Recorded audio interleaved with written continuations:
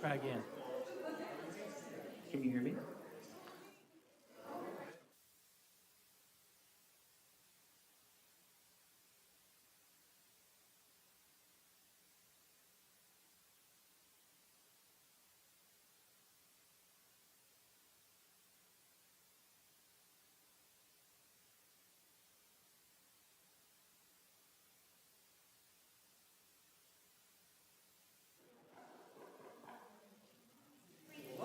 Welcome, everybody, to the City of Farmers Branch special call meeting for Tuesday, November 19th. We are here with members of the Carrollton Farmers Branch Independent School District. So I'm calling us forward. You're good. Okay.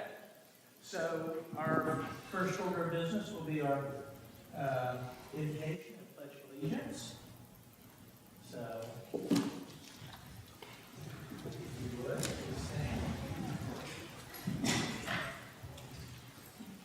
Heavenly Father, help us this evening to do what is best for our city and for our children as we make decisions moving forward for the benefit of our school district and all those who live within not only the city of Farmers Branch, but the city of Carrollton also, and the other cities that our school district serves. We appreciate your guidance and your blessing, and we ask all of this in your name. Amen. All right, so today we have Boy Scouts from Pack 837 that are going to, or Cub Scouts, I guess, Cub Scouts, that are going to lead us in our pledges. So who's going to start her off? I'll start us off. You ready, Scouts? 1, 2, 3. You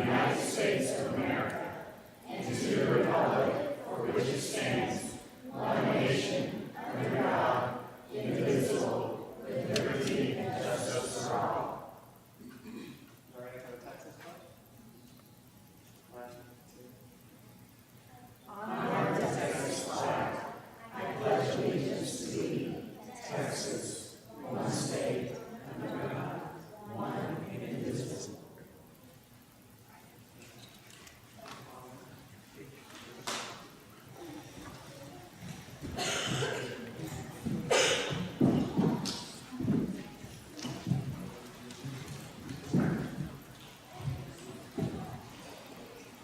Thank you, guys.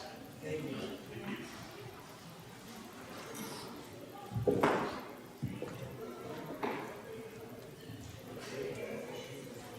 Okay, our first order of business this afternoon or this evening is item C1, which is welcome and introduction from the Farmers Branch City Council members and the Carrollton Farmers Branch Independent School District Board of Trustees. So if we could, let's just go around the room, everybody can introduce themselves. We'll start over here. I'll start up on the screen. There we go. Hi, Omar Roman, Mayor Pro Tem and Councilman for District 1. My name is Roger Neal. I represent District 5 here in Farmers Branch.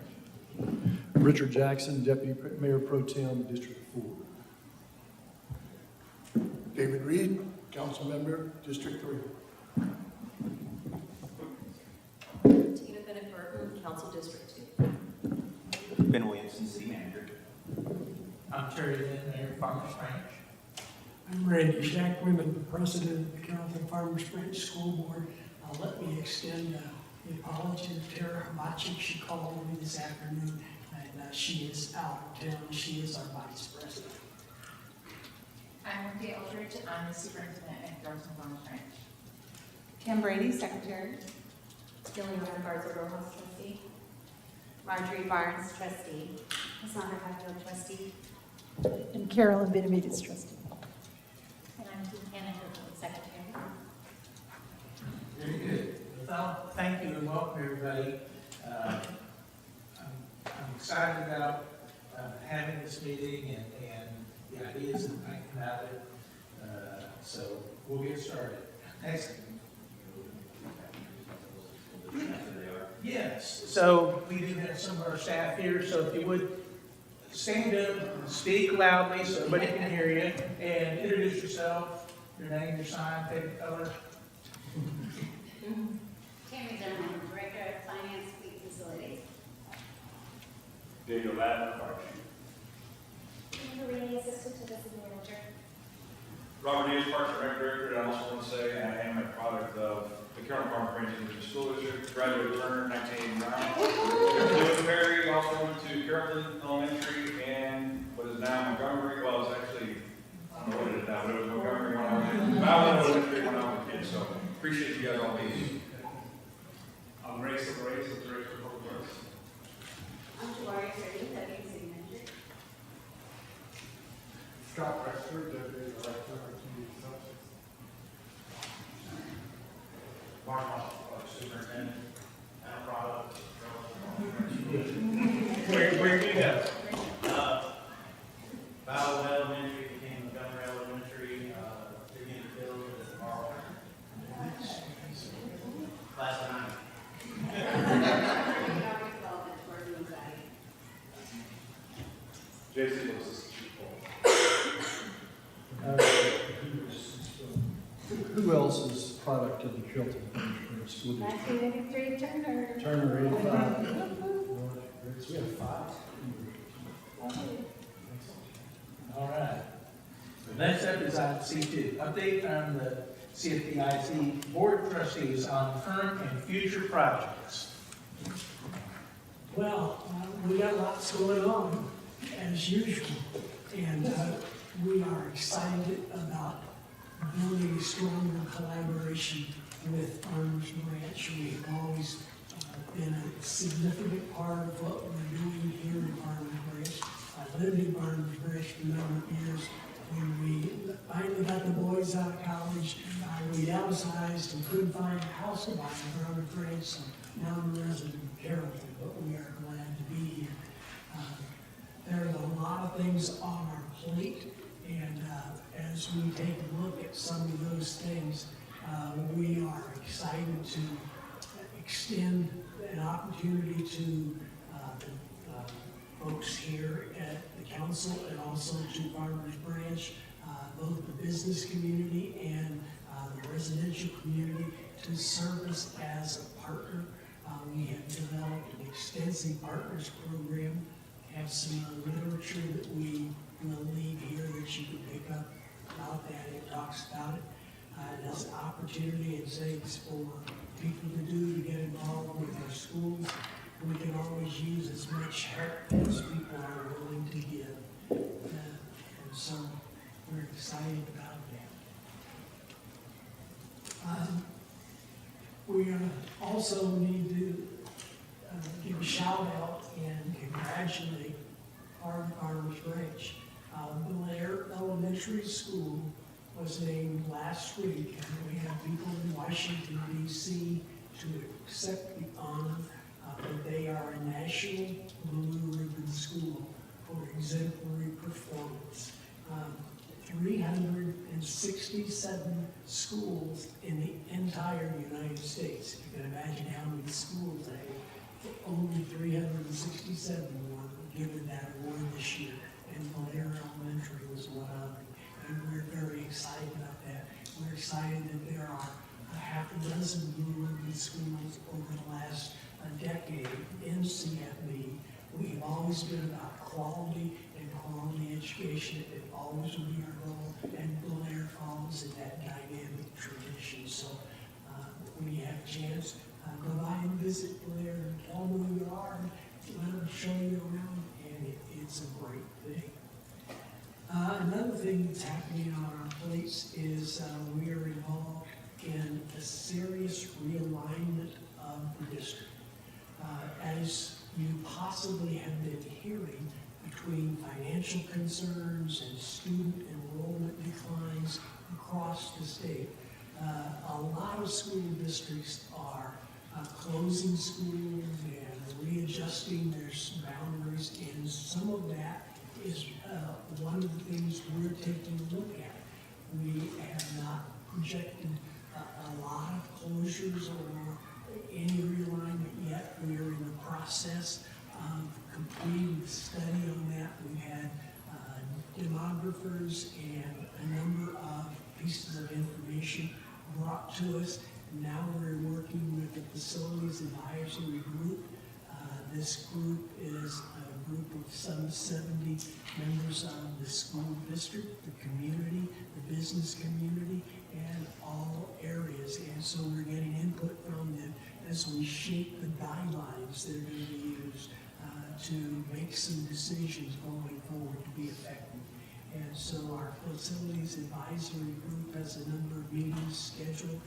There's one scheduled for the 13th of November coming up, and then we're also on December 4th. And You guys have this flyer in your packet, so it has all the information about our facility advisory group and when we're meeting and what we're doing. So, just so you can remember, there's a lot of information. remember, Carrollton Farmers Branch is a fairly significant sized school district. We have 34 working unique campuses, elementary, middle school, and high school. We in addition have 4 different facilities that are various things that we use within the district to serve our school, from the pre-K, elementary, things like our ag waters, different things. Well, we have 34 schools. We have 24,500 students. We have over 4,000 staff. And we're excited about all of that. I'm glad that we can support and serve. So, as Dr. Eldridge pointed out, that flyer was here again and again. Another thing that we're excited about was we have a brand new chief of communication working here for us. You see That's on this one. yeah. And so information again about becoming a partner, and meet our Karen Rodriguez, our new director of communications. We're excited about it. So probably one of the things that is most on our minds as we work with it is the work that is being done at Farmers Branch Elementary at the current time. That is one of the schools that we're looking at how and what we're going to do exactly with the new bond that was passed a little over a year ago. We're fortunate that our community said we're going to support the school district. So we've got in our 34 schools an average age of over 25 years. And so we're faced with several things. So it's interesting to try to shove Wi-Fi communication through cinder block walls. That's what was built back when it was being built. So anyway, there's a number of things happening. Farmers Branch Elementary is on the transition team there. And we are very concerned that we honor and respect the tradition. To see visitors here. I don't think I heard anybody who went to Farmers Branch Elementary, but Vivian Field and other campuses, and we want to honor the traditions of those campuses. We are working with right now, and the school is establishing a transition team that includes former students, parents, business folks. There's a number of people being put together to make that a good study so we can determine the future steps for Farmers Branch Elementary. And I suspect we're going to talk a little bit more about that fully here in this meeting. I guess in the heading of the we realize that all students in our district are entitled to and receive a free breakfast every day. I get asked every once in a while, isn't that expensive? Well, it's not cheap, but it is actually more efficient to provide free breakfast for all our students rather than just those who are, quote, free and reduced lunch. We are, over 2/3 of our district is economically disadvantaged, and so as we work with that, all students do get that free breakfast. If you ever, as the city, have needs where you could utilize a group serve you in the capacity of hosts or just any number of things, events or activities. And if you think that we would be able to provide some ambassadors to you, please reach out to Dr. Eldridge's office. You're welcome to contact me by phone or by email, and we'll get you in touch with the right people to say, here's who we could get scheduled for you to assist you with this activity.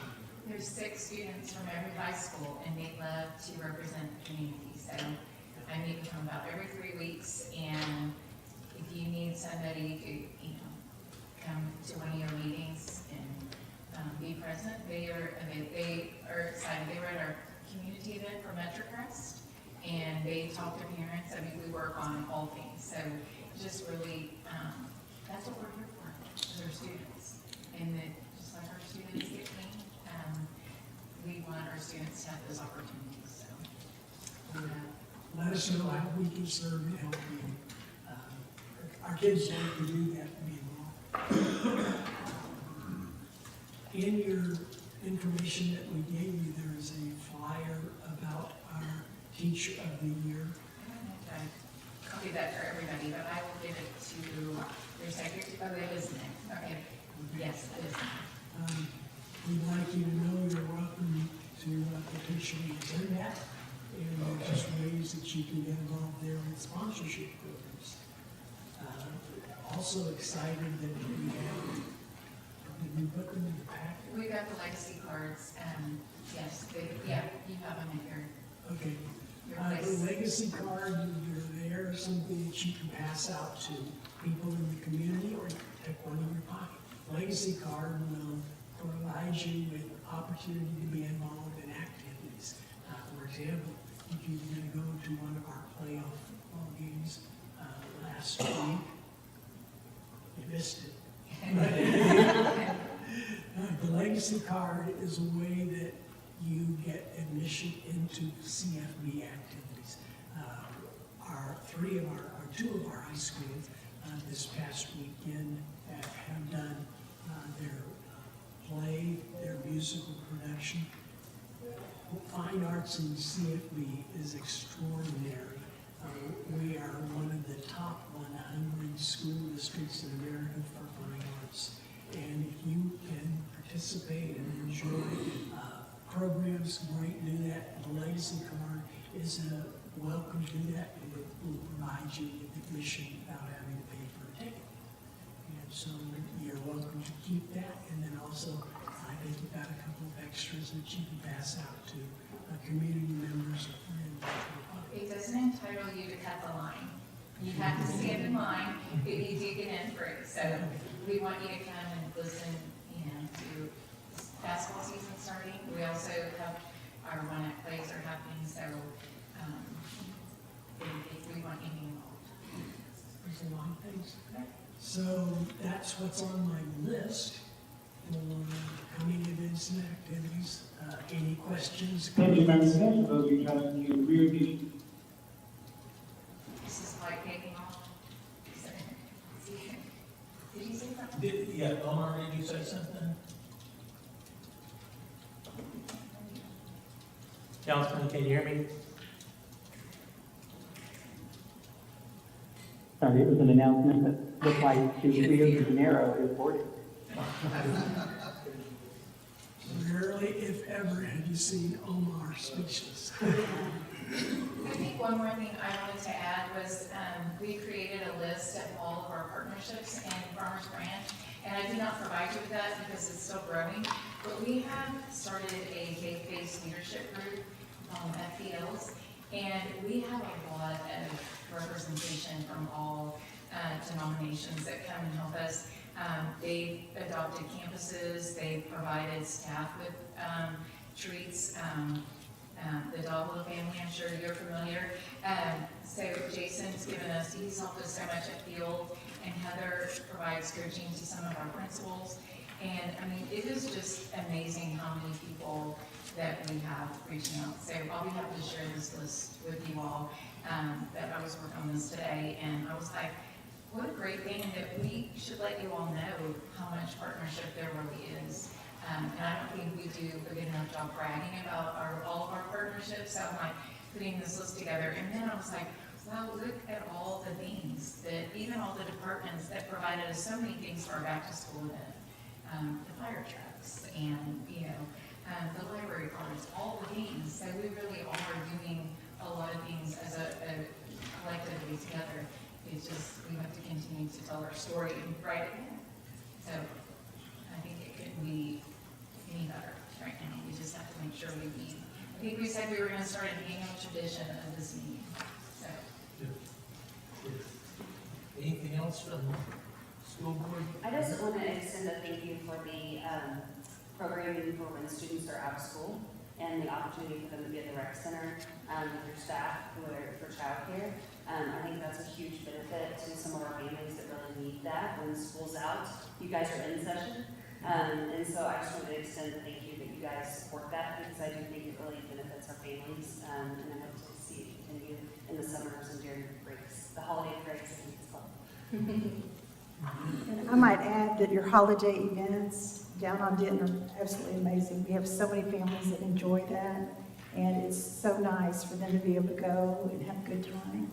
And the colors, everything that you'll have to offer is amazing. Council questions, comments? Thank you, Mayor. I was just wondering, did we give them their free tickets to our council meetings? Pass those out at the end. It's a reasonable saving. Okay.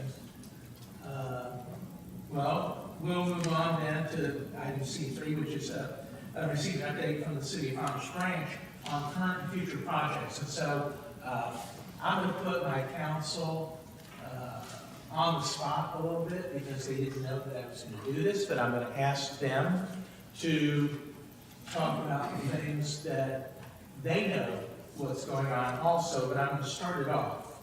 And that way it'll give them a moment or two to start getting their ideas together.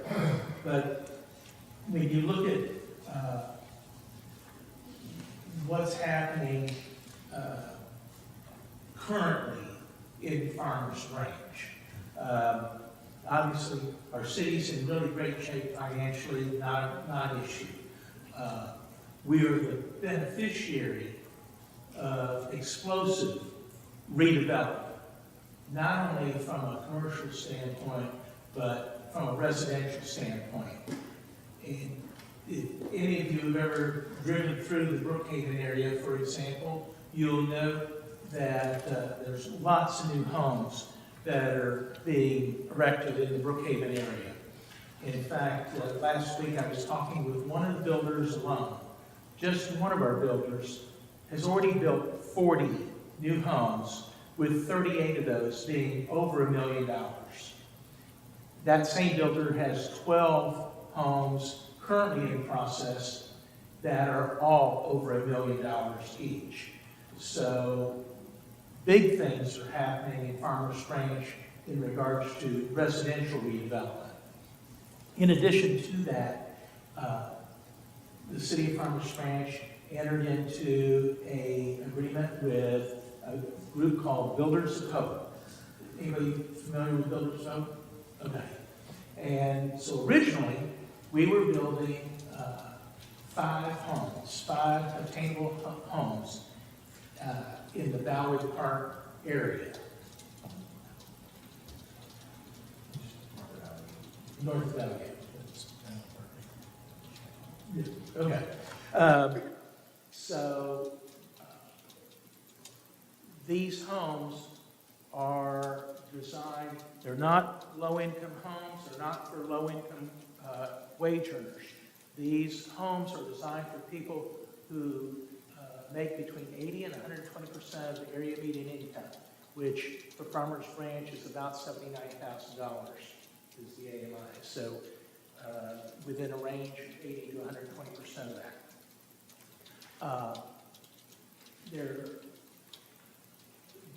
If you qualify to purchase one of these homes, you're actually getting it below market value. There's some residency requirements, but the biggest takeaway from this is that we are actually helping people create instant net worth through this program. And this is exciting for our community. So the city owns some lots. We're making a commitment to this program with the first 5. That's one program. The second program that we're doing is sponsored by Dallas County, and it's a housing replacement program. And Dallas County had set aside some money, and Commissioner Andy Summerman had contacted me in regards to this and made available to the city of Farmers Branch $2.5 million to build 10 new homes as replacement homes for folks who currently live here. Their home, they own their home. It's in a dilapidated state of repair, which means that it would cost more to fix it and bring it up to the code than it would be than what it's worth. Okay. So the essence of this program is if you qualify for it, you will essentially give your house to the city, property and all, and we will build you a new house for free. That's a pretty strong offer. And so our goal was to get 10 residents interested in this program, and I believe we've achieved that. And the construction of these will start, I guess, sometime after the first of the year, probably.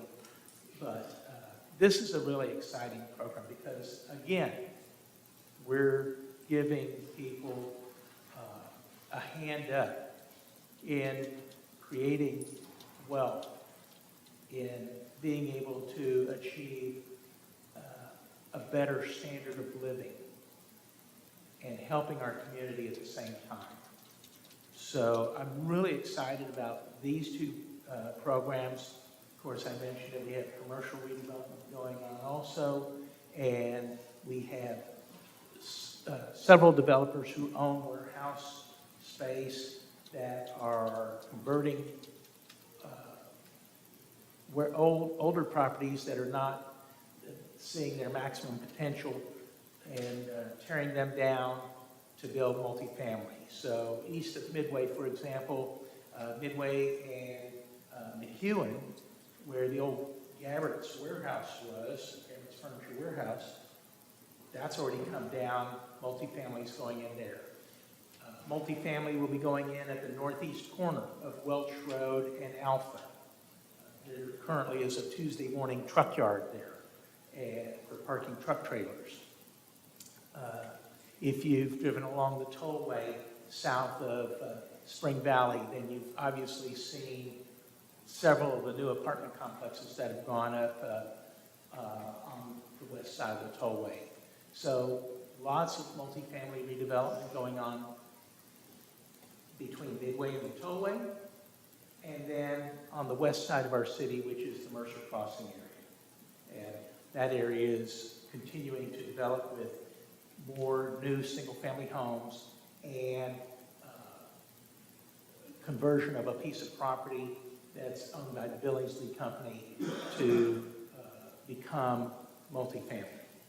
So we're really excited about all of that, and I'm sure that's going to mean more students at some point in time coming into the district. So certainly more tax revenue.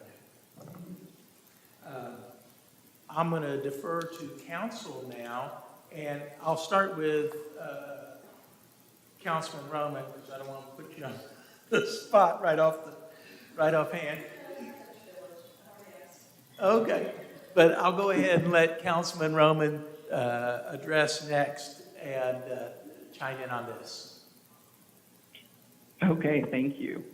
Let me know if at any point you guys can't hear me, and I'm happy to speak up a little bit more. So some of the things, and thanks for that sort of discussion on the Builders of Hope and the program we have going on with the county, Terry. I think, one of the things that I find important, given that it's in my district, is making sure that anything that we're building there fits into the neighborhood and doesn't gentrify the area. So it's something that we've been working fairly diligently with Builders of Hope with, to make sure that we maybe take a step back and look at some of the homes that are being built right now. That's why we started with 5. And if we need to pivot, then there's an opportunity for that. And I've been having some discussions with them about that. So more information should come out soon. Secondly, one of the big things that we've been working on for some time is in the Mercer Crossing neighborhood, we've got the Mercer Park that's hopefully going to be opening late 2025. That, if you haven't been out into the Mercer Crossing neighborhood, I encourage you to do so. There's a lot going on in that area, particularly on Chartwell Crest and Whittington. There's some townhomes going up, but there's going to be right behind them, overlooking the lake. That's where we're going to be putting that park. One of the other things that we're really excited about, and I know that our seniors are really eager to get open soon, is the Branch Connection. That one will hopefully be done spring of 2025. Right now, we've been having a lot of our seniors relocate a lot of their activities to the rec center and to other facilities. And so I know they're really eager to unveil what we've been working on for some time as well. Let's see. We also have the multi-sports facility that's being built. So if you drive down Denton Drive, if you can get through there, and that's right across the street from the DART station that we have in Farmers Branch, you'll see that there's a construction going on right across the street, and that's our multi-sports facility that's going to be expected to be coming online spring of 2025. And it's exactly as it sounds. It's this multi-sports facility that's going to tailor to volleyball, pickleball, basketball, and I'm probably missing 1 or 2 additional sports on there. But we're excited for the prospect of having individuals come from out of town to come and use our facility and boost our economic development as well. One of the other things that I'm really excited about having happening this spring of 2025 is our second multicultural event. One of the first one was last year, and I think we engaged a lot of the students in the CFB ISD to perform, and so we look forward to having another successful year of the multicultural event this coming year, and look forward to the partnership with some of our local schools to put on some events. Now, I talked about how there was construction on Denton Drive. You might have also mentioned, or maybe heard from some of your residents, that there's also construction that's going on around some of the schools, particularly around Vivian Field Middle School, which is where my district is. And so just as an update to that, the construction is now over, and we expect that that area where the construction occurred will be repaved sometime in December, and the crosswalks will now be visible and clear. I know that that was a concern for some of the people that attended the school, so rest assured that we're going to be taking care of that soon. And if you are ever curious about any project that's going on in Farmers Branch, we have a new tool that we just released. It's on farmersbranchtx.gov/city projects. It's a city project dashboard, and it's interactive. So it's a map that you can actually click around in, just like you can in Google Maps. And if there's ever a project that you're driving by and you're wondering what that is, what's going on, the status of the project, how is it funded, you can go onto that website and you can play around with the map, and you can click near where you were just driving, and it will give you all of that information about that particular project. It's a really neat tool that kind of helps build a little bit more transparency to our residents who might be wondering, well, what's going on here? I see dirt flying, and I want to know what project's being worked on. And so we're really excited about that. We also have a garage amnesty program, and if you are on Facebook, you might have heard about it. So I wanted to take a little bit of a moment to kind of highlight the story of how we came up with this program. We have a board called the CBA, and it's our appeals board. it's our appeals board that essentially deals with any resident trying to appeal a specific outcome on a ruling from our permitting team or permitting team. And so we have had cases where people have come forward and said, hey, I can't get a CO, or I can't get a permit to remodel my home because my garage was converted and I don't have a proper permit for it. So it hinders their ability to do these things, and in every single one of those situations, the resident wasn't able to get the permission they needed. And so it was creating a lot of questions from our community services team. It also was creating a lot of questions for our CBA members as to why they weren't ruling in favor of the residents. And it just was creating a little bit of a backlog. And the issue continued because in 1997 is whenever the council at that time decided that every house needed to have a garage. And so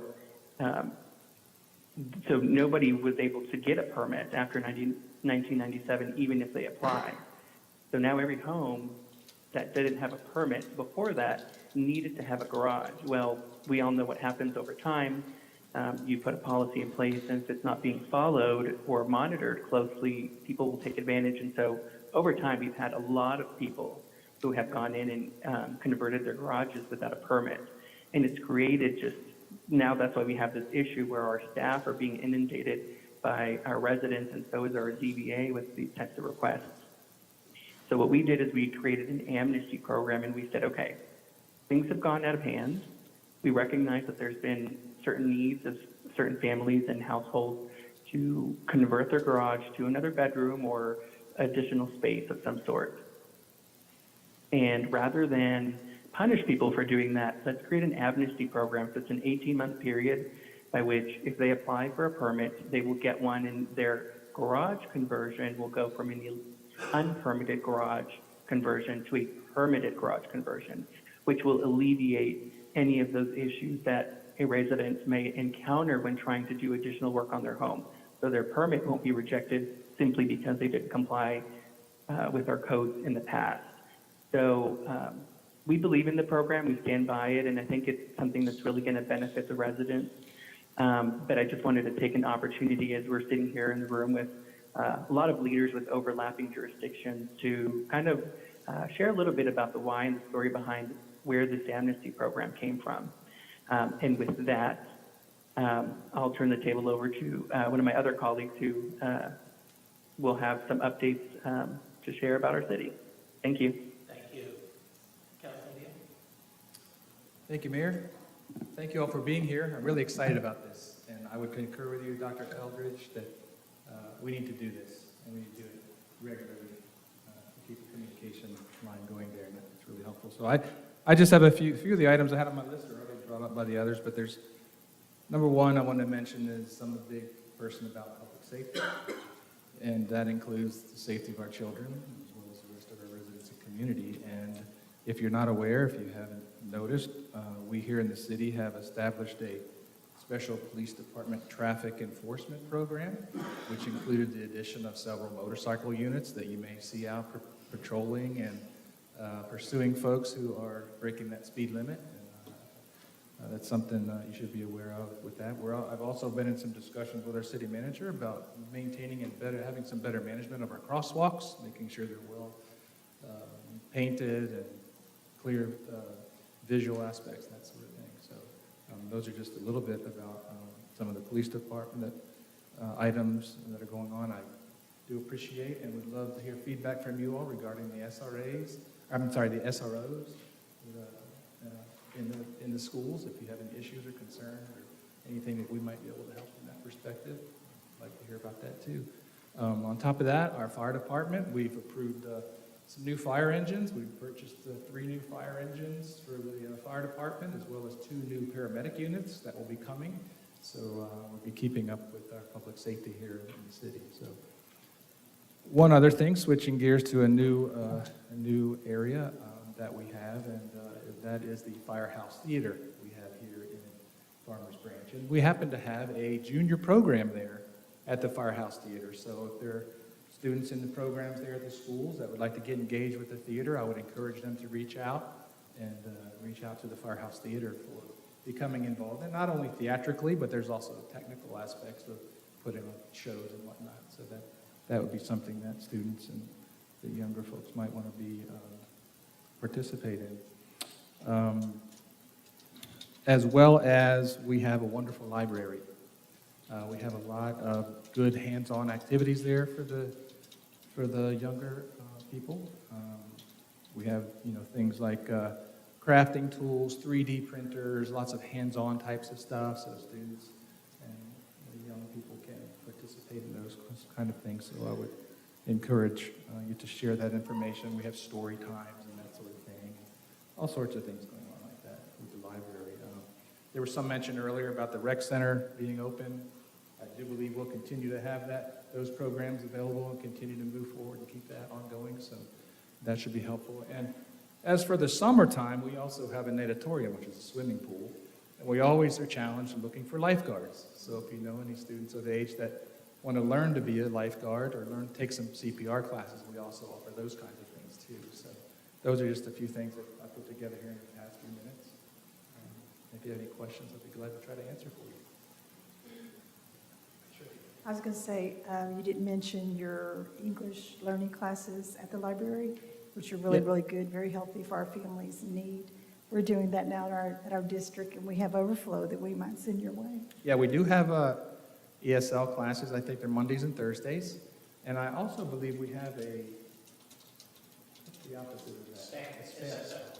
Spanish as a second language classes also. We're struggling with a few instructors in that area, but sort of we're trying to handle both sides of that there. So.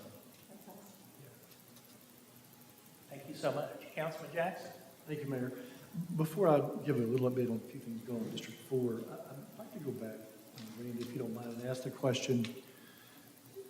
You'd said, and we've seen this on the news, a number of school districts are closing schools, enrollment is down. And the first thing that came to my mind was a year or so ago, we did redistricting and how it was all focused on how much our community has grown, which seems counter to enrollment in schools going down. So if you've got a 2 or 3 minute explanation of how that's happening, I'm sure that, the thousands of people watching tonight would love to understand that as well. Great. There are several things that are a part of that. We are decreasing in enrollment slightly, and I want to add slightly. If you pick 6 or 7 districts that surround us, we are the lowest number of students not here that used to be here. And there are any number of reasons that happens. Occasionally there are, I'll use the C word, charter schools. That's one place. There are just various people moving and everywhere, very transit-oriented culture nowadays, and people are moving around. Statistically, demographers are telling us that families are having fewer children. That impacts us. So all of that stuff comes into play, and we are in fortunate shape.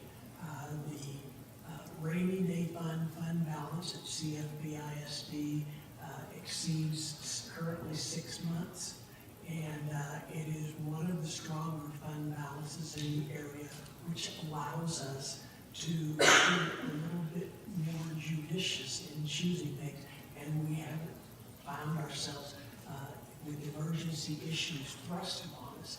And so the current board colleagues and prior board folks have made good decisions for the city, and so we will find that there is some reconsolidation wherever that's going to be, but it's being studied now. And again, we're in better shape than many of our neighbors, and I'm thankful for that. But that's basically what's happening, and it's the place that we find ourselves. A classic example would be a school that was built to be able to accommodate 600 or 700 students, that maybe only has 400 or 500 students, and yet they have the same amount of administration, counselors, staff. And so that's the thing that we're taking a look at. We don't want anybody to panic and go, oh, they're closing my school. We're being very careful in what we're doing to study that out and to try to make effective decisions going forward. Interesting, thank you for that. Yeah. I meant to ask that question earlier, and kind of got away from it. So as the mayor talked about a little bit earlier, the east side of our city, east of Midway, is, I would call it at this point, an economic development gold mine, redevelopment gold mine over there. It's getting attention from a lot of different areas, some international attention just because of its location and the opportunities over there. It's traditionally or historically been viewed as an industrial area. There's a lot of warehouses, there's a lot of 18-wheelers in and out of there with a lot of those businesses. And what we're going to see, and this is intentional, over the next 5 to 10 years, we're going to see that area transform more into mixed use. And so the connectivity, I think, between Farmers Branch and, let's just call it the Tollway Corridor, will be a little bit more residential, retail, entertainment based over there. And so as the mayor mentioned, we have several multifamily projects going in. Just off the top of my head, I count 3 that are slated to go in. 1 is under construction now. And that's about 1,100 units total, if my recollection is correct. My math is good, I just don't remember the numbers.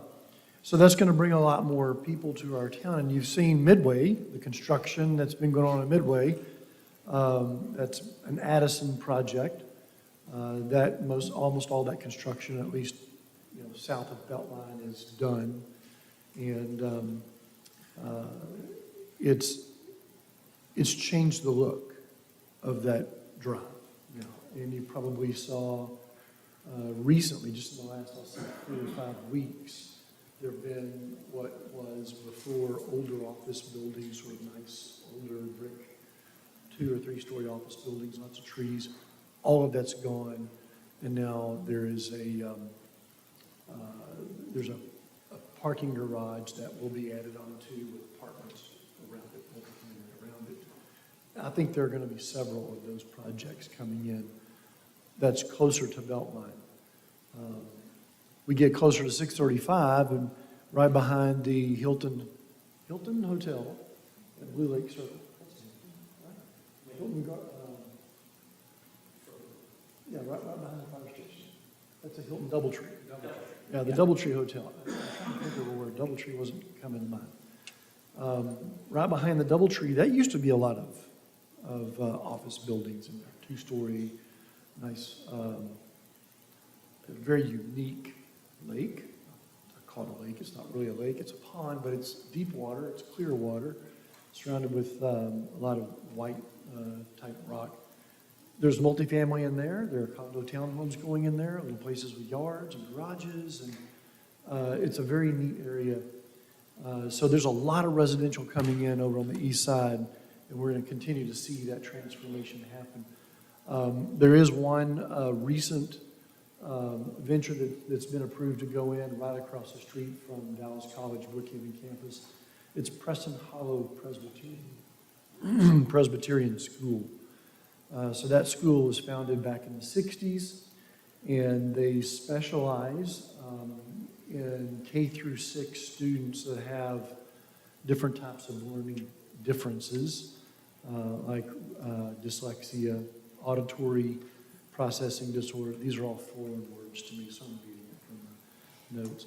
Oral language disorders, written language disorders, and mathematical disabilities. And the whole idea is to pay these students the special attention that they need so that they can go back into the mainstream education process. And so they will be occupying one of the 2-story office buildings right across, well, 2 of them actually, right across the street from the college. And we're pretty excited to have them come to Farmers Mayor, you mentioned the Tuesday morning property, there's surrounding properties over there. And that's sort of a forgotten area of Farmers Branch. Most people don't even realize it's Farmers Branch, but it is.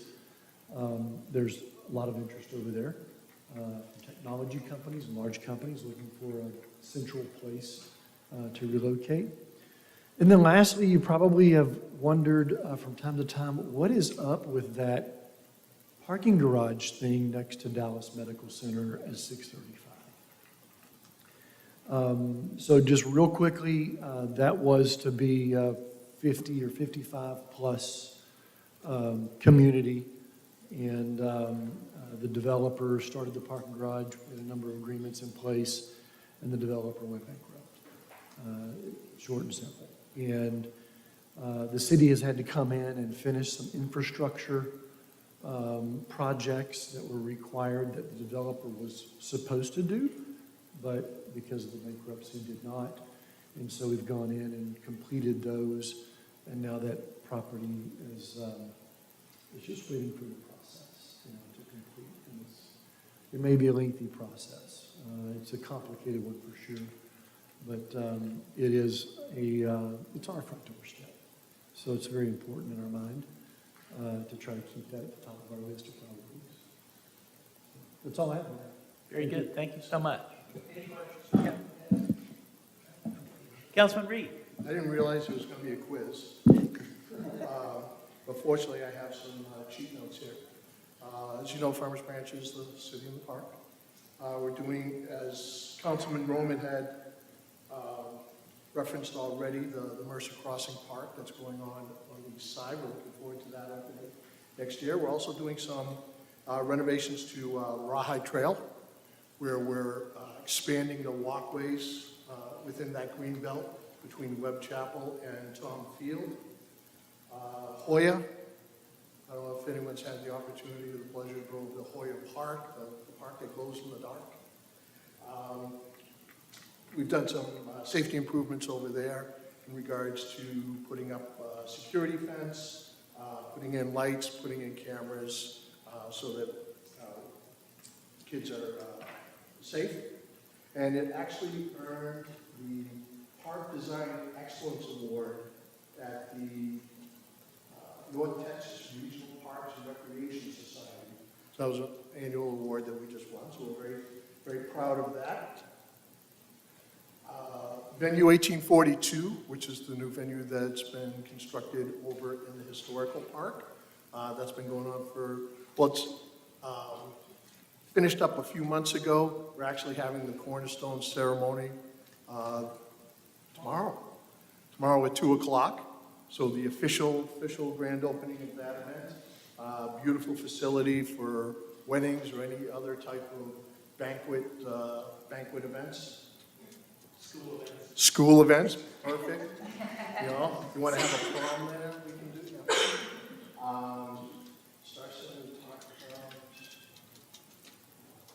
Oh, near and dear to my heart, food. Down at Mercer Boardwalk, we just celebrated the 1-year anniversary of Black Agave and Barrel and Bones, as well as Dobros. So if you haven't been there, please go over there. Great thing is they have they share a kitchen, so you can get your barbecue along with your quesadillas. So it's great. You can order from both menus. And they're going to be opening up 2 new restaurants over there, the end of this month or beginning of December. One is Bugatti's, which is a fine Italian restaurant. It's replacing, it's not a change, replacing the one that was in Dallas.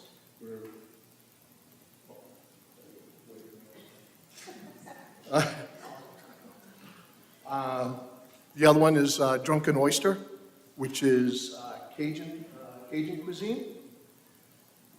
And that's we'll be opening up in the same time frame.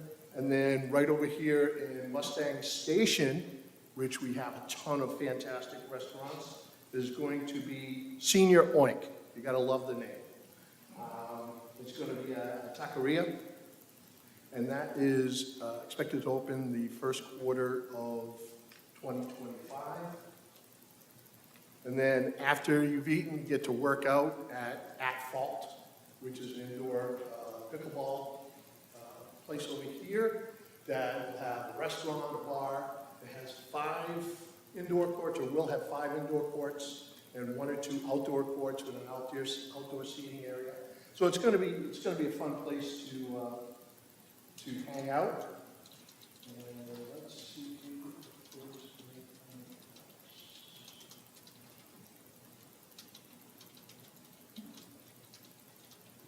And that's all I have. Thank you very much. Councilwoman Bennett. So I'm District 2. I've been here all of this since Friday. She's been here before. She knows the drill. I do. So Tomfield Road, coming back to you guys and what's important, it will be completed soon so that the children will be able to walk across the street there very, very soon. And then Dutch Village, and in the spring, if I'm not mistaken, they have slated it for this quarter, but it'll be the spring when it's completed. And that's up in just about 3 blocks out by close to West Chapel. That the kids up there, because they don't really have much of a park up there right now, they burnt down last year. So that's what I have. Those are the big ones in my area. The northwest corner, what we call the Four Corners, is on the market for sale. So anybody watching, listening that wants to purchase it, help us redevelop it, we'd love you forever. And that's about it. Yes, sir. I forgot one thing. Yes, sir. I forgot one thing I wanted to bring up and mention while we're talking about the kids, and maybe Chief Latimer can help me, but we have something here called the Clown Brigade, which is a program that helps children understand how to change their smoke alarm. Do you want to say a word or two about that? Just encourage families and how it might visit a school to go through the program or whatnot. That might be helpful. Goes the other way. Here we go. Yes, sir. Daniel Latimer, Fire Chief. Can you hear me? There we go. All right, trying to get the microphone. Yes, so as Councilman Neal alluded to, so we have the Farmers Branch Fire Brigade program. It's our clown program that we've had for several years. And so in the month of October, we got to all the schools here in Farmers Branch, and we offer the fire education programs that we do. It's our clown program, and they are fantastic. And so thanks to council and city management, we actually were able to finally get a new trailer that houses all our stuff there, and we get to take those also out to special events at our schools. And so we actually had one today at Farmers Branch Elementary School, but I've been at a few of them this year to watch them, but they are great, and they are actually celebrities in the city at the schools. When they walk in, the kids go crazy. They don't even know who I am because they want to see the clowns. But they're fantastic. So if you haven't seen the show, we invite you to them. We schedule them out, and we invite our city manager, invites our department head staff to them as well. So you are more than welcome to attend. But they are really a lot of fun.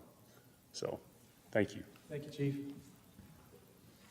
I'd also like to take just a moment to remind everybody here that we have a Citizens Police Academy and a Citizens Fire Academy, and those two classes are open to folks who live or work in Farmers Ranch.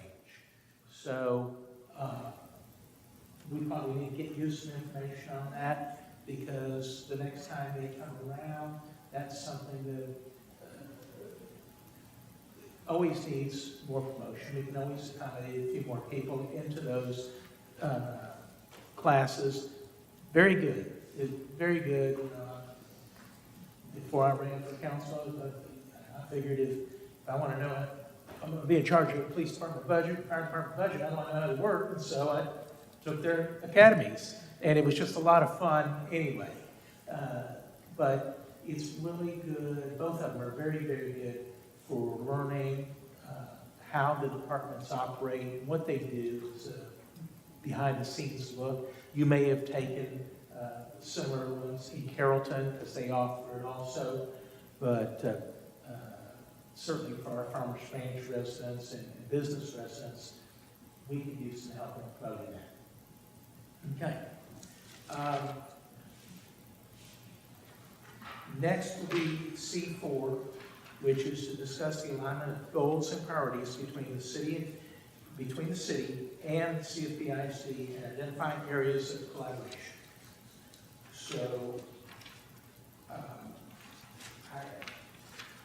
before we get into that, or maybe as part of that, I do have 2 questions to ask. And this is sort of near and dear to me, only because I'm on the board of my high school, I'm at Tom Jefferson High School in Dallas. I'm on the board of the high school there, trying to help them. Last year, we had 5 students at that school that were deemed housing unstable, homeless. This year, we have 37. I don't know how that number exploded such, but it is a big number for that community, and so I'm trying to help them along with some other alums and figure out how can we best support these people, how can we help to give them a hand up, not just a hand out. So I'm curious, do we have any stats on housing unstable kids in the district? Yeah, so we have, we keep our numbers. What's interesting, so kids can be deemed homeless and they live in a hotel, but they may choose to because they can't afford a home. So it's how we code our students. But we also have lots of support for our students. We have the Giving House, so we have resources, and some of your community members have given to, some of the needs, hygienic needs, clothing, gift cards for, any kind of uniforms that they may have. We also have counselors that work with our students and our families. We have so many resources. I mean, I can send you all the things that we are providing. Unfortunately, it is a reality right now for our families. And, we also have some that our students may be coded homeless because they live with a distant family member because they're, for whatever, there's lots of different circumstances. But we give them every opportunities. We have academic counselors. We also have a group of crisis counselors. We also provide a night counseling center for our families. So there are lots of things of resources. If you want to reach out to Katrina on that list, Katrina Spotsville, she will also give you all the things that we provide for our students. We don't like to broadcast who those students are, obviously, right? But we want them to have every opportunity. Some of the kids don't know because they need the resources, the backpacks that some of you all donated to us. Like, we give them everything they need so that they can have a sense of normalcy when they come to our campuses, because we don't spotlight children, but we take very good care of our students. So Katrina's the one that runs a lot of that. So if you she's on that sheet. And Yep. I think that we were a conversation worth having about Okay. all the things that we do. Okay, very good.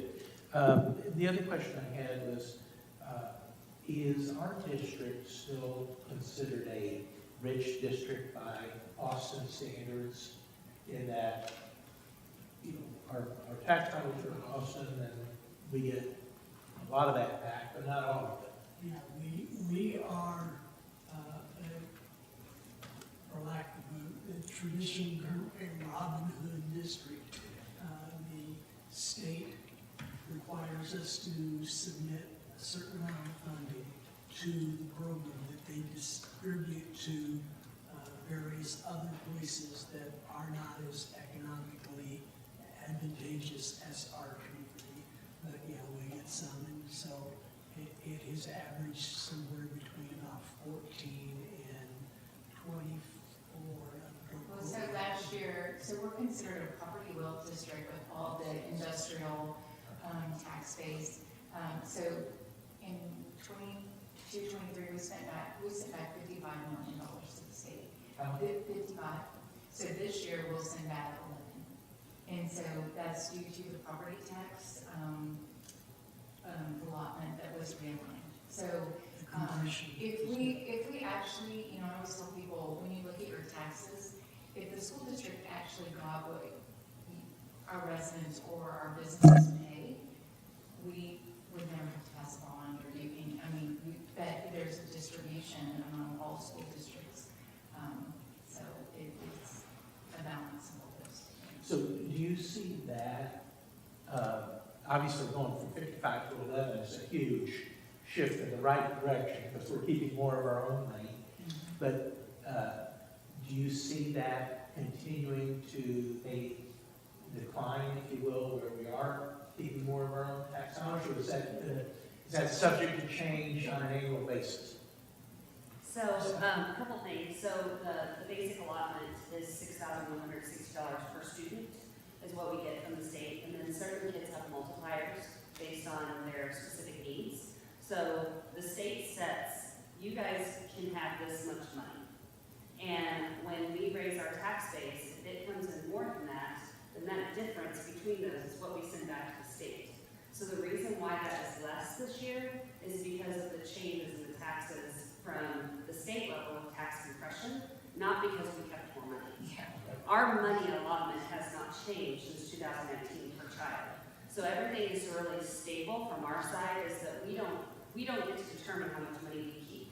The state says you get X amount per child, and some kids have a multiplier, and here's your bucket. And your bucket is this much, and if your bucket overflows, then the state gets to keep the rest of the money that overflows out of the bucket.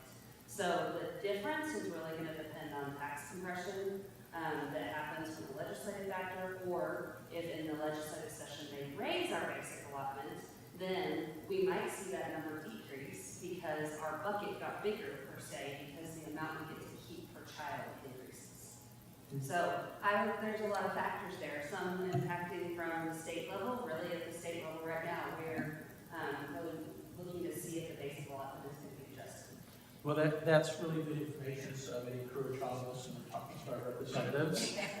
We Well, did and I the like to other call day it with tax. Representative Anchia to put the pressure on these people. I like to call it taxparency, because a lot of our taxpayers, when they see school district taxes, they think that's the amount of money the CFBISD is keeping. Yeah. And it is not. That is the amount of money that we are taking, but some of that goes back to the state. And so that's a gap that really, if our tax bill said CFBISD and school taxes to the state, taxpayers could see that, but that's not a benefit that we currently have in the way it's designed. Very good, thank you for that. Anybody else have any questions? Okay, so let me just remind everybody, speaking in microphones, we've got communication from somebody that they can't hear, they're watching on TV, so we'll certainly do that. Mayor, I wanted to add quickly to the homeless situation. At MetroCrest Services, we created a homeless coalition a couple of years ago, and it does offer the opportunity for those in trouble to, we reach out to our HUD connections that help us find very affordable housing for families, and they just go through the system, and it's a just step-by-step process that really does help replace them. Carrollton Farmers Branch, of course, is their heart, but Dallas, HUD covers all areas, speaking of your Dallas alumni. So you might reach out to Tracy at MetroCrest Services. Thank you. Thank you.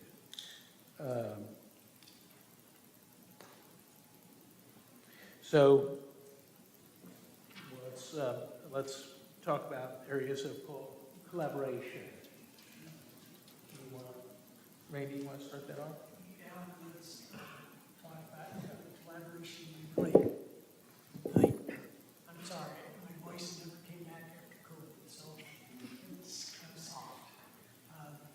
One of the things that we believe we need stronger collaboration on is our legislative priorities, both from the city side and from the school district side. And one of the issues that is near and dear to our hearts is funding. Obviously, we just talked a little bit about that we don't get all the money that people think we get. And the basic allotment per student hasn't changed since 2019. And if you've been to the grocery store since 2019, you know a lot of things have changed. You're going to see, we put it together. Let me first address the fact it says draft across the front. It says draft because the board has said, yes, let's go forward with these priorities. We agree about them, but it will be on the agenda for the December 4th meeting, and at that meeting, it will be approved. And so it says draft right now because it is, but it is in a complete form. And so you can read and take a look at that as you see the various pieces. There are a lot of things that our board could have said this is important to us, but we tried to narrow it down to say what are the issues that are most significant and that we feel most strongly are necessary for us. And so that's what we have put together.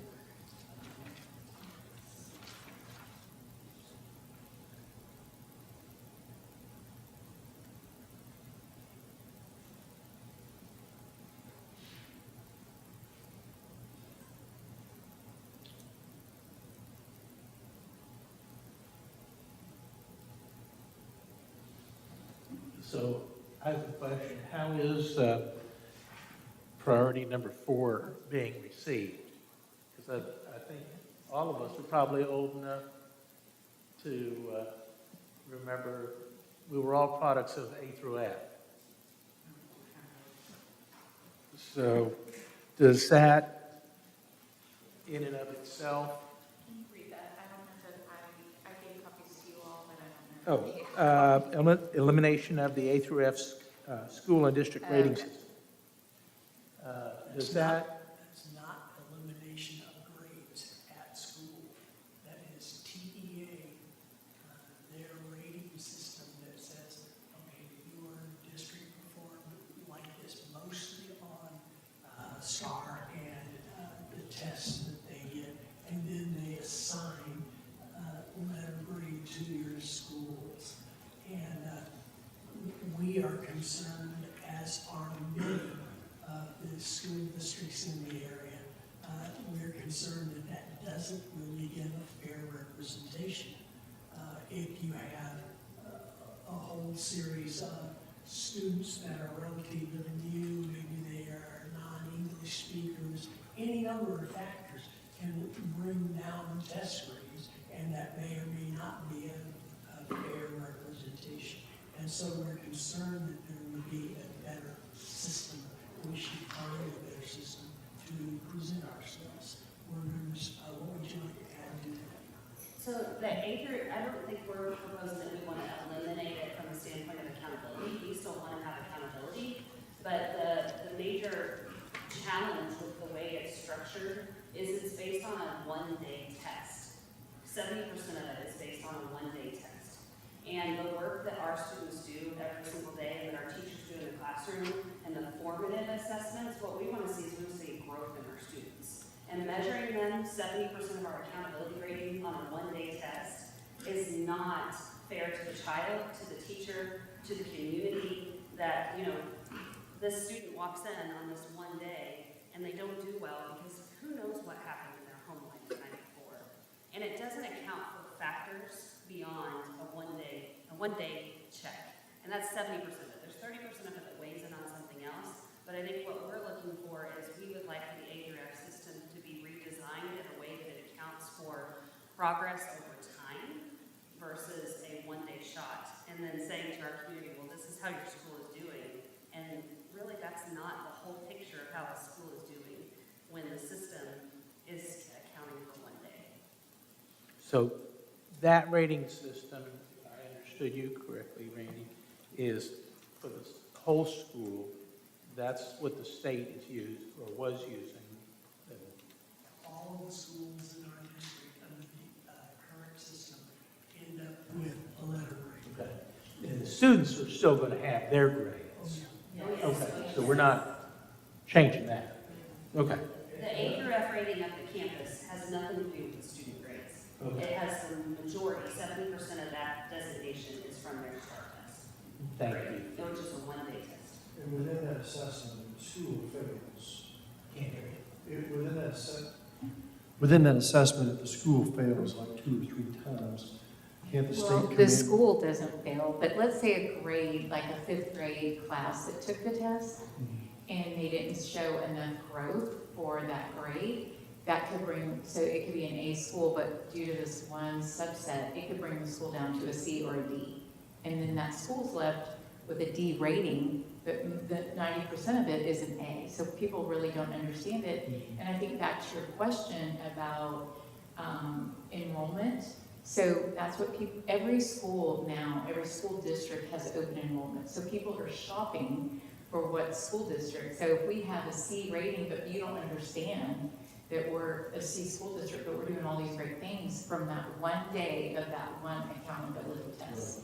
And then you go across town and they, you know, they got an A that day. But, so it's really not a good for public education, in my opinion. So I think you touched on something, you said something that I think should be very important to everybody here, as well as parents listening, that parents are shopping for schools. Most, or many, I can't say most, many are shopping for schools nowadays. So, Doctor, can you share with us your thoughts on how does the voucher system play into all this? Well, so one of the things the superintendents in North Texas are fighting for is that if a family gets a voucher, you should be held to the same accountability standards that our public schools are. So back to Ms. Hatfield's explanation on the START test, if you use your voucher to go to a private school, which that's what it's for, right? They're not held to the same accountability standards. They don't have to take discipline problems. They can have their own standards of maybe not taking special ed students that, and we take all. And so one of the things we're asking for is the equity in the system. Like, if you're going to use a voucher to go to a private, they should be held to the same standard as you. So that's kind of the controversy.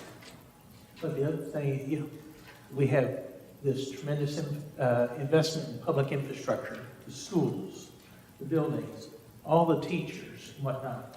And that's there whether 1%, 5%, 10% of our students leave to go to private schools. Private schools are going to get more particular on who they take or don't take, and some people may get really upset about that and then view the public system as the fallback when it's, I think that's the wrong way to view our public school system. And if you study what CFB is about and what we offer as compared to local other options, and that's charter and private versus, we have so much more that we are able to offer because of years of history of building it up, a number of students. There are just a lot of factors involved there, but from arts to sports to you just name it. And if you compare our school, the things that we have to make available to students to build their capacity in curriculum and in education, we want to graduate our kids career college ready. And we are doing that. We have a graduation rate 94 point something or other %. And we're getting those kids prepared. My wife works in the district. She encountered a student earlier this year who was a returnee from a charter school. He was a returnee because he didn't have an acceptance letter to the college already. Had nothing to do with the fact that, no, their standard, they want to be able to announce that they're 100% college prep. And this kid didn't, so he was gone. Our district immediately picked him up, and that kid's going to go to college. So there are a lot of things involved there. And when you look at vouchers, the whole system of vouchers, equity, there needs to be a system that allows for good accountability all the way across the board. If the state is going to invest money in something, what's their return? So I think you talked about our goals. I think one of our goals is that we continue to communicate with you all so that you can help us say that CFB is a great school district. So I think not only our priorities, but our communication, and I agree with Councilman Neal, safety every day. I mean, if our students are safe and our teachers and staff are safe, it creates a great learning environment. So those to me are three goals. I know we've really done a good list, but I was just going to add about, voucher systems in other states. I'm getting very close to you because of this microphone. But in other states, the voucher system has affected their budgets. And if you look at, a great example would be Arizona, you have the voucher system that is trying, I guess, I'm not sure what's happening over there, but now the water budget is being affected. So what does that look like for all of our residents? Is it just going to be, we're going to satisfy this group of people and not support public education, and like Mr. Jackson said, as an equalizer, and get rid of our workforce or whatever may happen, like it could crumble. And there's so much to it that public education supports.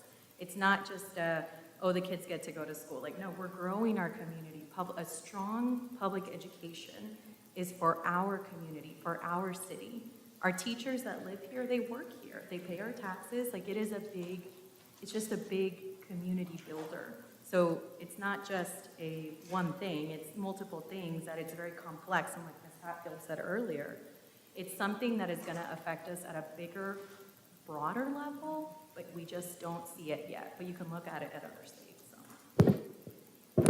And I think that's why it's so important that we came together for this type of meeting, because I've just learned so much from just explaining how the taxes are allocated from the state and what you guys are getting, and the rationale behind many of the different legislative items that you guys are supporting or standing up for. And I think it's incumbent upon us as electeds who have overlapping jurisdiction. I mean, the same people that I represent in my district are the same people that you guys represent as well. And I think it's our responsibility to use our voice and our platform to advocate and reach across the table and say, hey, we may not be the exact same governing body, but all of our residents are affected by the things that we're all doing. And so certainly happy to Dr. Elridge, when we all met for breakfast that one morning, we had talked about maybe collaborating in Austin and speaking in Austin during the legislative session in support of each other's legislative items that we were supporting,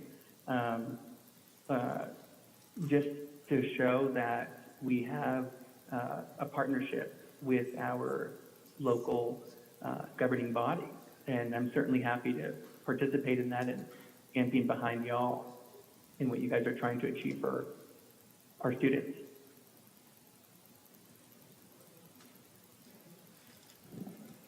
Is there an opportunity for us when we do? We'll move in closer.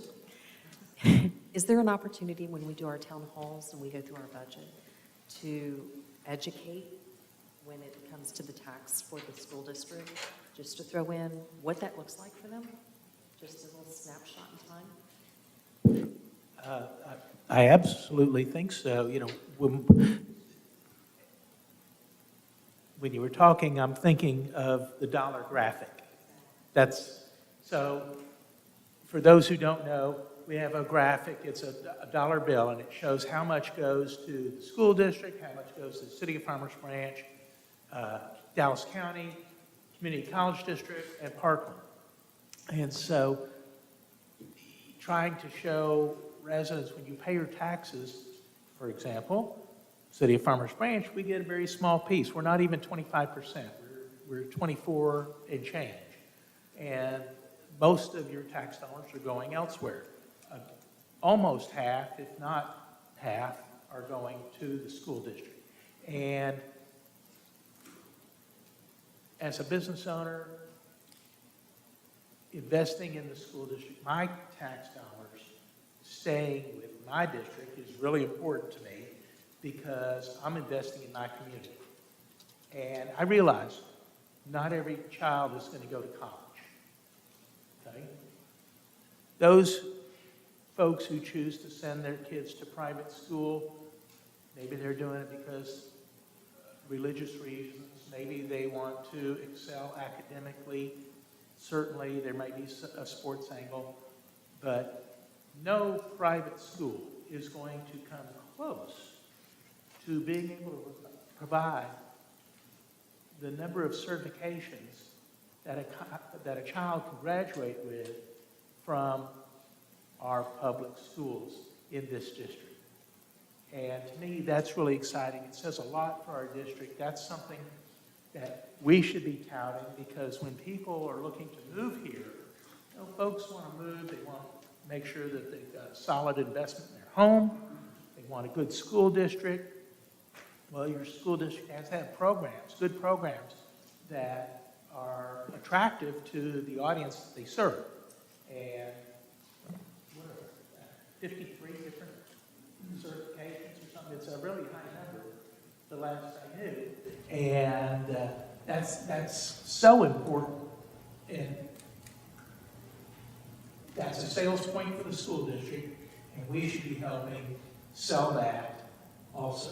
So Mayor, I think based on Councilman Burton's suggestion, maybe a takeaway from this meeting would be, when we do our town hall meetings, and we have different council members in the room representing certain areas of budget, we need to add an area for the school district to talk about school tax, school finance to residents. But to give them a place to interact with residents on a very personal level and educate them in ways that you've educated us tonight.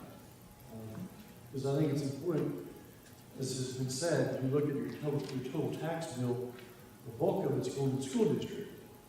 But then when you go and you look at school district ratings and you hear things from people about our school district, in many people's minds, it's not adding up. Right, it's not apples to apples. And so I think that our town halls, it's an opportunity for the school district to be represented, talk about street funding. Yeah, I think that's a really good idea, and a very good opportunity, because many of the times when council members have town halls, we have multiple city departments that are on site also to answer questions like code enforcement and whatnot. So communicating with the district and making sure maybe that you all have a representative there would be a plus. It certainly can't hurt. And so we can start to integrate that into what we do. Yeah, give us a little heads up on it, and I'm sure we can get someone there that will Next week. be able to. Thanksgiving. Let's put somebody else on the firing line. I think also, when you do your state of the city, I can do the state of the district, and we can partner on that. So I've done that previously, so I think they can see us all working Right. together. Probably the community assumes that we talk like this all the time. and we don't, so. no reason to. We started something.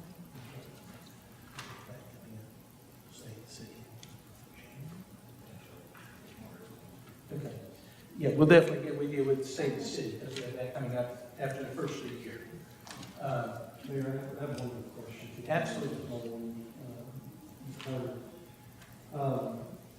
First of all, hats off to our teachers.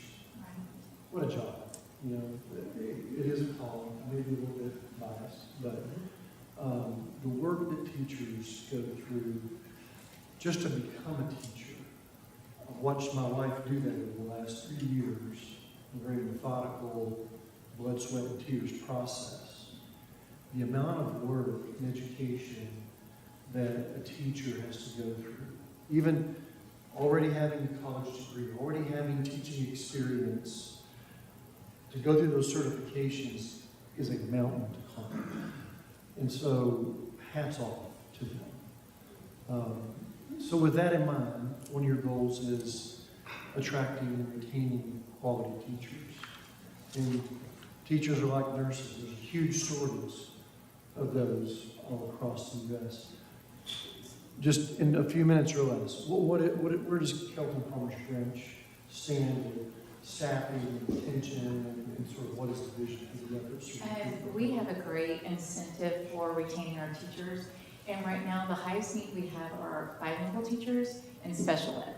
But other than our regular classrooms, we are well staffed. Tomorrow, we're celebrating our student teachers, and we have quite a few, and we're gonna have a big celebration for them because we wanna keep them. And what we found is that teachers, where they start, they wanna feel connected, and so they already know the teacher down the hall if they've been doing student teaching. So we are constantly building programs that I think our board has done a great job putting so many service year incentives, and they got to be a part of that. We call it the work anniversary. And so for it starts at 5 years. You get a monetary bonus somewhat, and it goes all the way up. So that has been a great incentive for our teachers. But I think too, just supporting them. Last year, our Board of Trustees, we did adopt a school, so they had a group of schools that they went to and got to know, because, sometimes as council or trustees, we're afraid of you, but now that our board has gotten to know our teachers, it just helps all of us know, okay, we need to do this, or, this is the temperature. And so that is good. This year, we're serving hamburgers to every campus. We hired a hamburger man who cooks them the way that the teachers like them. So we've been going to the campuses just so they can see us and that we are thinking of them. But thank you for recognizing, because our teachers are so important. So I didn't go to school to be a superintendent. I was a teacher first. It doesn't show. Right. Well, I don't know if any of us went to school to become council representatives. It just sort of happened. And as I've said to you before, this needs to be taught in our schools, and it's not. So anytime there's an opportunity for us to get out and talk about local government and civics, if you will, I would love the opportunity, because one thing that the kids don't realize is you ask them, who pays for fire truck? Who pays for police car? Who pays for the street lights? It just sort of happens, right? No. The parents. All your parents pay for all this stuff. And so, to me, that's really important. I would almost like to make that a priority, not legislative, but know that that's near and dear to my heart. But these priorities, I think, are all spot on and very important to our district and to our stakeholders, which are the ones that are funding everything that we do. Council, do you all have any additional thoughts on their priorities? You want to share anything that we're working on as we sort of combining 4 and 5 here as we move forward? So, I've got something. yes. I know one of the things that's a big priority for us and probably many other cities is just to focus on local control. There's been a lot of state representatives who have been really coming after the ability for us to regulate our finances, our how we operate as a city, and losing that flexibility really impacts us significantly.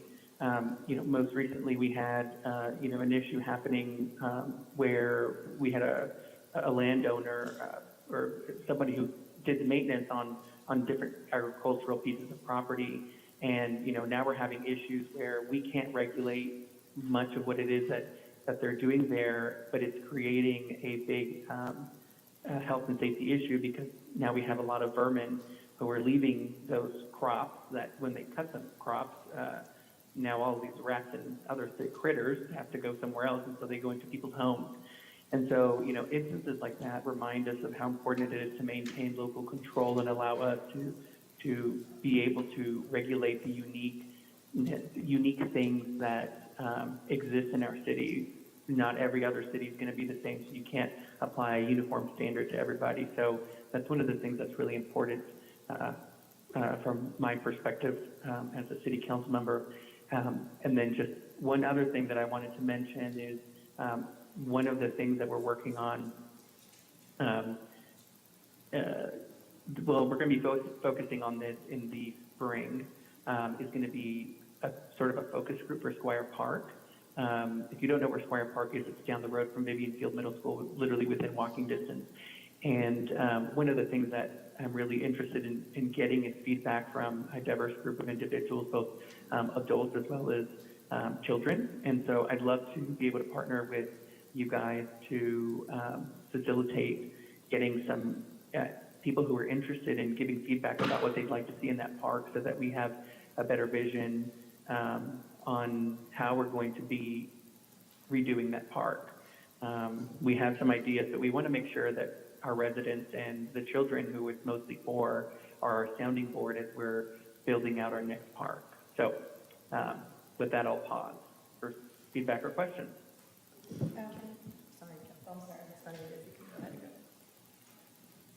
Oh, I was just gonna ask, Squire Park, is it down, just north of Vivian Field on?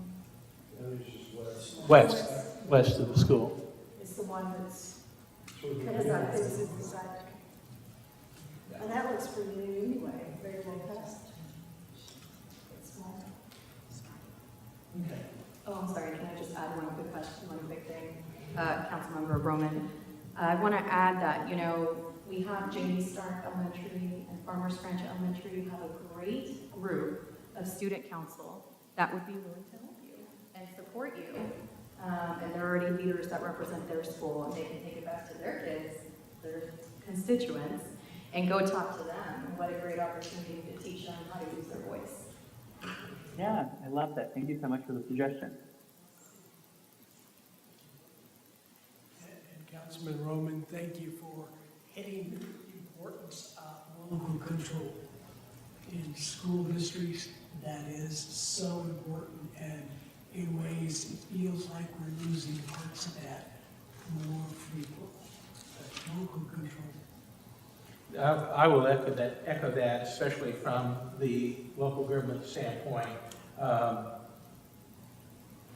rules and regulations have been imposed upon cities by our leaders down in Austin, and just eroded the authority of local governments to control many of the aspects of their own community, especially with respect to like building standards, things of that nature. And so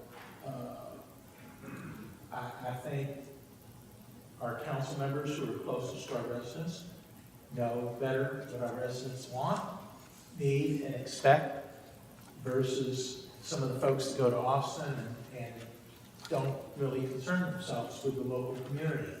So I'm huge on local control, and whether it be for the city, for the school district, whatnot. So yes, we echo that. So with that, I'm gonna say, does anybody have any? I know we're getting a long time. And this is going out on a limb a little bit, but as you guys are looking at housing and we're looking at retention of teachers, if you come across programs for keeping teachers in the district and making housing available to teachers, we have a large number of our teachers that do not live in CFB or in Farmers Branch. They are commuting. And so when we look at retention, if they can get a comparable salary out of district that is making their commute less, they have, I mean, the market is teachers right now. There's a teacher shortage. They can go wherever they want to. And so it's important that we work to retain them. So I am not any type of an expert on housing, but you guys talked a lot about housing tonight. And so I would just kind of put a bug in your ear that if you see some type of program or something that might be a possibility to help keep our teachers close, that might be something to think about.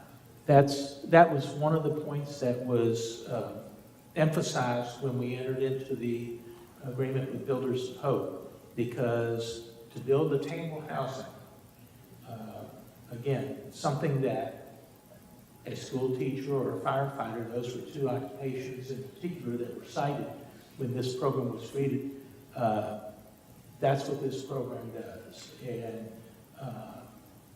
in addition, it is building homes that are consistent with the neighborhood. We're not building McMansions by any means, but in neighborhoods where we have 1,200 to 1,600 square foot homes, that Builders of Hope program is building homes that fit into that niche.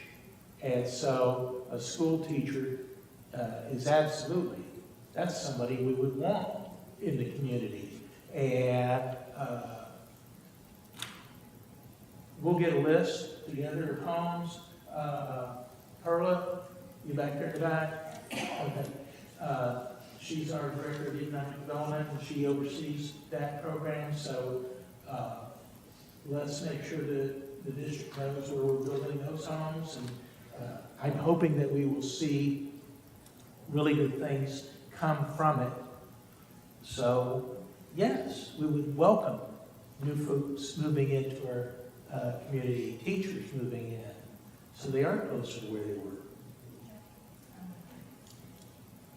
I didn't mention this earlier, but I do have one more request. You know, Councilmember Jackson mentioned about our schools and, you know, all these things that people say in the community and public. I am a mentor myself at Farmers Branch Elementary, and I would invite any of y'all to come into our schools so you could see them and you can mentor our kids.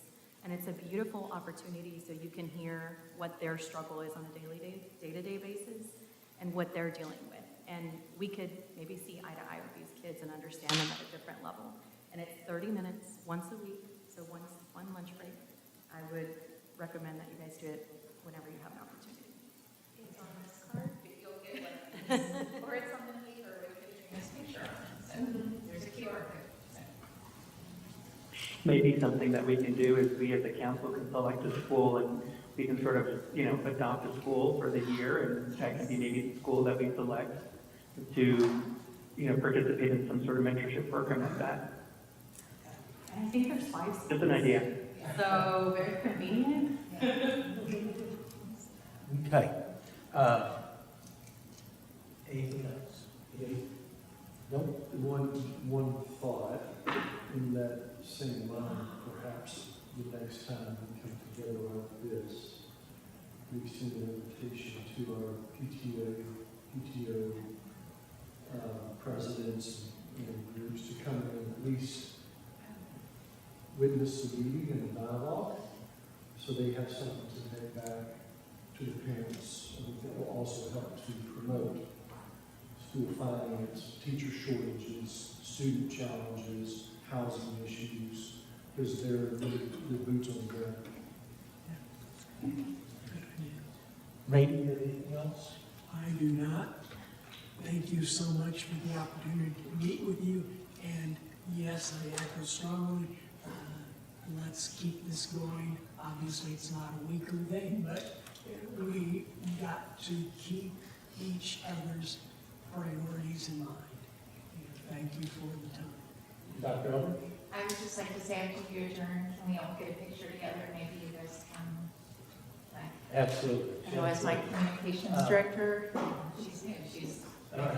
Well, thank you to our organizers. Thank you all for coming.